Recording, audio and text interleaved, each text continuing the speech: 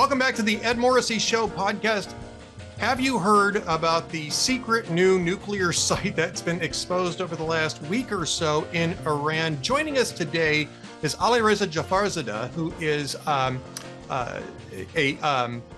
deputy director of the U.S. Office of the National Council of Resistance of Iran, the author of The Iran Threat from 2008, a TEDx speaker, and an Iranian policy expert who has been outspoken to prevent the Iranian regime from acquiring nuclear weapons. And Alireza Jafarzadeh, thank you so much for being on with us today. It's a real pleasure talking to you today. Thank you so much, Ed. Always a pleasure to be on the show. So this is a new site, and I mean, there's been a lot of talk about the various different sites where Iran has been developing nuclear technology. And as I recall, about 7 years ago or so, Benjamin Netanyahu got on television, did a whole 30-minute presentation of all the different sites that Iran was using and how they'd been covering up their nuclear weapons development program. But this one in Samnan province, I don't believe that made the list. Is this a brand new discovery? It certainly is. And based on the information that we received from the network inside Iran, belonging to the main Iranian opposition movement, the MEK, the NCRI concluded that the information is accurate, like several cases before, and we made the revelation. It's a site known as Rangin Kaman or Rainbow near the city, about 55 kilometers east of the capital, Tehran, near Avon Key. That, based on our information, is a very large place, about 2.5 acres, that is being used by the nuclear weapons organization run by the Ministry of Defense. In fact, in reality, is run by the Iranian Revolutionary Guards. And the building of the site that started in 2009, and it took about roughly 5 years, and by 2013, this site was operational. And since then until now, it was kept secret. And there are 3 units within this site that we went through the details of it. But the important thing is that this is part and parcel of a whole host of other nuclear sites that have been operated by the Iran regime, many of which we actually first exposed. Let me just remind everyone that back in August of 2002, it was our movement based on the network of, the same network of information inside the country, that we revealed the nuclear site in Natanz, which is the uranium enrichment facility, and a heavy water facility in Iraq, both of them, Iraq near Tehran. And that revelation actually triggered, for the first time, the inspections of the UN nuclear watchdog, the IAEA, of Iranian nuclear sites, that has continued ever since. Since then, we have had dozens of nuclear revelations exposing various nuclear sites of Iran. And based on that information, we managed to basically show a complete picture of the nuclear weapons program of Tehran. Whatever we have found out so far makes it very clear that Tehran has a very advanced, sophisticated nuclear weapons development sites and program that is both focused on all the 3 components of a nuclear weapon, meaning the fissile material, which is enriched uranium, right. And they also need to have the technology to weaponize it, to turn it into a nuclear warhead and have it mounted on a missile to carry it out. And this information further showed that that program has been going very rapidly, moving forward, while they're claiming that their program is for peaceful purposes, and they're negotiating to keep that entire nuclear infrastructure.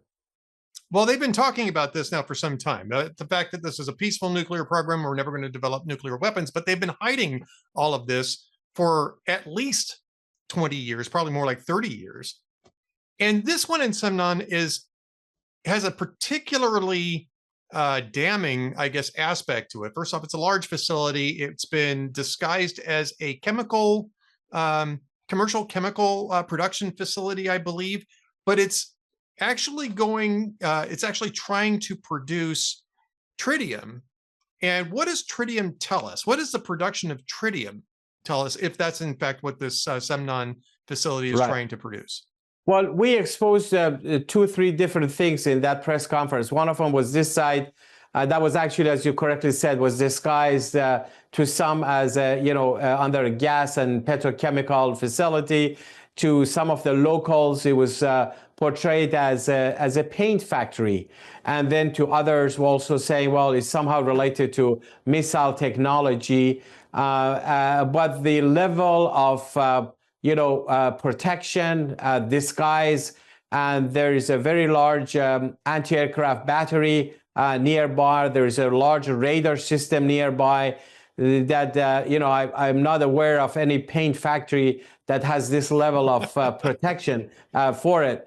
But also in parallel to that, we talked about that Tehran is working on the production of tritium. And that's a huge red flag, because tritium is being used to boost the nuclear weapons. It's actually, it allows you to have less fissile material with giving you even a more powerful nuclear bomb.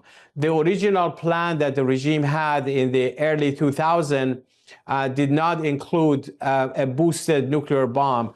That's why, so when we talked about the development of tritium, this is a huge red flag. Anyone who knows anything about the nuclear weapons program of Iran, they see that as a major problem. We also showed during their revelation that the regime had created a number of entities, organizations that are supposedly involved in gas and petrochemical industry, but it's entirely run by commanders of Revolutionary Guards, people who have been involved in the proliferation.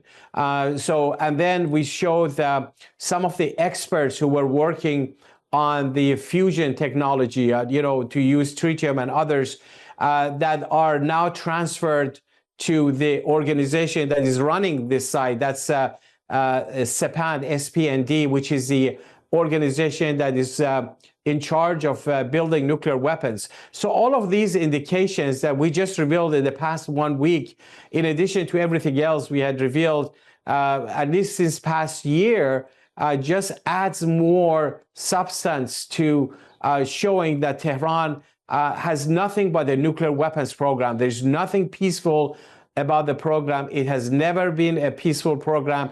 It has never been about developing nuclear energy. It has always been about development of nuclear weapons. That's why we call for the dismantlement and shutting down all of the nuclear sites of Tehran, including this one, but a whole host of others that we have exposed over the past 2 decades.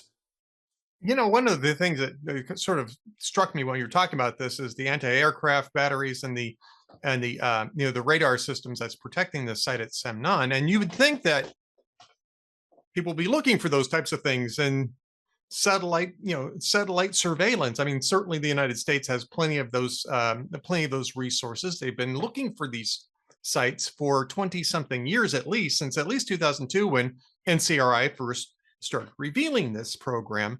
Why do you think that this has gone undetected for this long, or has it gone undetected for this long? Is this something that everybody's keeping quiet?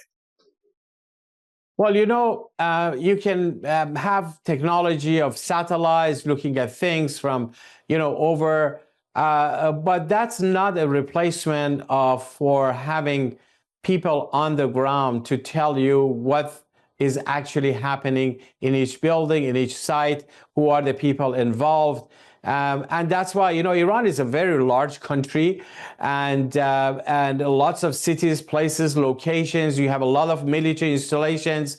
It's very difficult to, just by looking at the satellite, to decide, whether a place is actually a nuclear weapons related or not. That's why the role that this movement has played has been irreplaceable. And it's not a coincidence that the vast majority of the nuclear sites that right now the IAEA, the UN nuclear watchdog, is inspecting are actually the sites that we first revealed based on the information on the ground.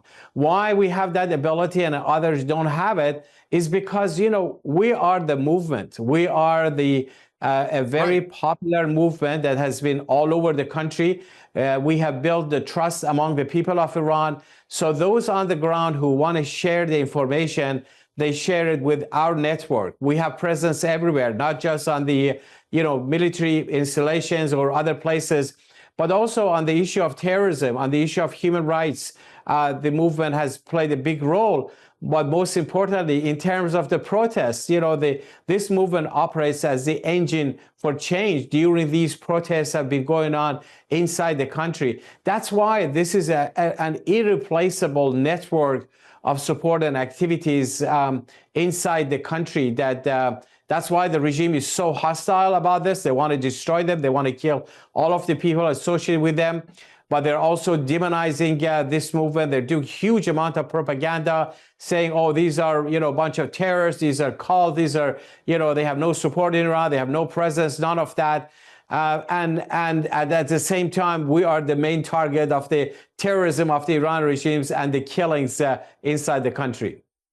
You know, the National Council of Resistance of Iran, which, you know, we've just referred to, NCRI, yeah, they've been on the ground, and you're right. You know, SIGINT is, you know, signals intelligence and you know, satellite intelligence is good, but it's really no replacement for human intelligence. And NCRI has been part of making sure that the human intelligence is getting out and getting to policymakers. What's your sense of where this information is going inside the U.S. government at the moment? Because of course we're talking with Iran. I'm not even sure it's direct talks yet, but we're kind of, it's as close to direct talks as we've had. I'm not sure if we're talking directly or if there's still an intermediary here, but you know, you're seeing J.D. Vance come out and say, hey, look, things are going pretty well. We're discussing, we're having these negotiations. And there's a sense that after the fall of Bashar al-Assad and the loss of, you know, pretty much the loss of Hezbollah, that Iran no longer has its forward defenses and it might need to cut a deal for its own survival. Is that what you're hearing from your sources, or are you hearing that the Iranians now think that they absolutely must have nuclear weapons because of all the things that have taken place over the past year? Well, certainly, you know, as far as the regime is concerned, they definitely want to develop nuclear weapons. They've spent $2 trillion so far of the Iranian people's wealth and resources to get it this far. And the reason they want to have nuclear weapons dating back to many years ago is that they see that as a guarantee for their survival. They feel that they are rejected by their own people. They have trouble in the region, especially now that, as you said, the regime has significantly gotten weaker in the region, losing lots of its you know, proxies and allies. So they rely even more on the development of nuclear weapons as a means for their survival. But on the other side, when it comes to the people of Iran, they see the nuclear weapons program of the regime to the detriment of the people of Iran. They see not only no interest in it, but they see that very damaging, that it not only drains the resources and money, but that it just strengthens the regime to stay longer in power. They don't want this regime. Remember, since late 2017, early 2018, there have been 9 rounds of major uprisings in the country in all 31 provinces, people calling for change. They're chanting, you know, death to the oppressor, be it the Shah or the supreme leader. They rejected the Shah's dictatorship, the monarchy of the Shah that, you know, had the secret police savak that killed and, you know, put intellectuals in jail and had a single party rule and very, very corrupt. And they're now rejecting the mullahs. They want democracy. They want human rights. They want where, you know, a society, a country where the vote of the people would count. They want to live in coexistence with their neighbors, and they want a separation of religion and state. That's why there exists this organized resistance. Now, when it comes to the United States and the negotiations, of course, they have already started negotiations and several rounds have been going on. But the question is, what's the goal? And if the goal is what the U.S. has stated, no enrichment, no ability of Tehran to develop nuclear weapons, these sites must be shut down, then I think they definitely have to stick to that goal, because anything short of that would leave open the path for Tehran to build the bomb. And in that respect, I think this is the opportunity that exists. Unlike the previous times that the regime was negotiating with Europe or the United States during the Obama administration or even Biden administration, this time this regime is so weak, they have no leverage whatsoever, and they have lost their own population. So this is the time to insist on that. This is the time to insist on, shutting down all of those resources, all of those sites in the country. But given the experience of the past, I think the only sure way to end the threat of the nuclear weapons program of Iran, and also the threat of terrorism and warmongering in the region and the killings inside Iran, is to end the rule of the clerics. And of course, that's the responsibility of the people of Iran and the organized resistance. Our leader, Mrs. Mariam Rajavi, who has had tremendous support, not only in the movement by leading it, but also internationally. The platform she has introduced, known as the 10-point platform for the future of Iran, has gained tremendous support both here in the United States Congress, but also in Europe among parliamentarians. 4,000 parliamentarians from various parties have supported that, and in the U.S. Congress, the House majority has just recently supported that in a bipartisan way. She has said, she just told a hearing in the U.S. Congress in February that we're not asking for foreign boots on the ground. We're not asking for foreign money.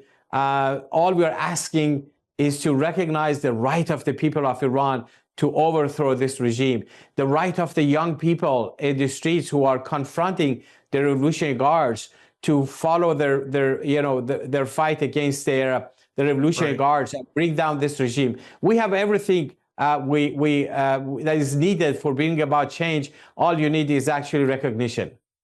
So, Alireza, I want to ask you this question. Is there really a realistic chance that the Iranian regime that's in place right now, the mullahs, will ever give away their nuclear weapons program or nuclear development in exchange for the opportunity to maybe spend money at home and bolster their popularity a little bit and ease up on the oppression that's causing this? Because, I mean, you can make an argument, I guess, that if they're in this sort of existential crisis at home and abroad, that they might be looking to cut a deal which allows them to back off and just sort of cement their own regime. I don't really believe that, because I think that they've taken a lesson from Libya, where they gave up the nuclear weapons program, and then just a few years later, the West came in and decapitated the Gaddafi regime. I think they've taken a lesson from that. I think a lot of people have taken a lesson from that, and saying that there's absolutely no way we survive without it. And I guess the question is can this regime reform to integrate itself properly into the global world and to eventually ease up on the oppression, or is the only real way to safety here regime change? Well, you have a great point, Ed. That's the dilemma of this regime. Either way, they are doomed, because this regime is irreformable. If there was a chance for reform, it would have happened long time ago, when the West, especially Europeans, were willing to give them anything in exchange for abandoning their terrorism. It wasn't even, even before they developed nuclear weapons, they were willing to help the regime. But they rejected all of that. Why? Because this regime thrives on crisis. This regime thrives on two pillars of the killings inside Iran, but also terrorism outside of Iran. Terrorism is there, and the proxies they made with a great cost, Assad in Syria, Hezbollah in Lebanon, the Houthis in Yemen, the Shia militias in Iraq. There's a whole list of them. I can name them. They were all supposed to give the regime what they call strategic depth to keep them in power. Yes. And that's why they will not give it up. They will not give up their nuclear weapons program unless and until they feel that, if they don't act, the way the world asks them to do, it will speed up their overthrow. But, the dilemma is that either way, they're doomed to fall. If they back down on their nuclear weapons program and give up everything that as the way the outside world has asked them, well, that's a huge sign of weakness of the regime, which the regime always boasts. Look, we're standing up against America. We're spending all of this money because, we're standing up against the West. Now they're just backing down. So that will create an opportunity for the people. They feel, well, if this regime is so weak that they cannot keep their promises, now we can actually step up our activities and bring them down. If they don't, and they go into some level of further confrontation, that would even further weaken the regime, because this regime, is not 10 feet tall. They don't have the ability they used to have at some point. They don't have the support of the Iranian people. And especially, you mentioned the examples there of Assad. Who thought Assad, that seemed to be invincible, had all the backings of these militia groups and others? In about 11 days, the whole thing collapsed. And Assad was the big ally of Tehran. The regime was the reason that kept Assad in power. Right. So a lot of things have changed in the region, and people see it. The Iranian people have realized that this regime is weak. There's a good chance for bringing this regime down. So I don't see any way out of any of these things for the mullahs, but for the time being, they're going to stick to their nuclear weapons program and expect that by sticking that, the outside world will back down. That's why I say you need to stand firm. The International Committee, especially the United States, have to be very firm. No enrichment, no ability for Tehran to run any of those nuclear sites. All of them should be shut down. The role that the IAEA should play from now on is only to monitor the shutting down of these sites, nothing else. Well, you can find out more, folks, if you go to ncr-iran.org. That's ncr-iran.org. That's National Council of Resistance of Iran. Alireza Jafarzadeh has been our guest today. He's from the ncr-iran.org. Go over to the website. We've got lots of great content over there to find out more about this. Alireza, thank you so much for being with us today. Thank you so much, Ed. Always a pleasure. Appreciate that.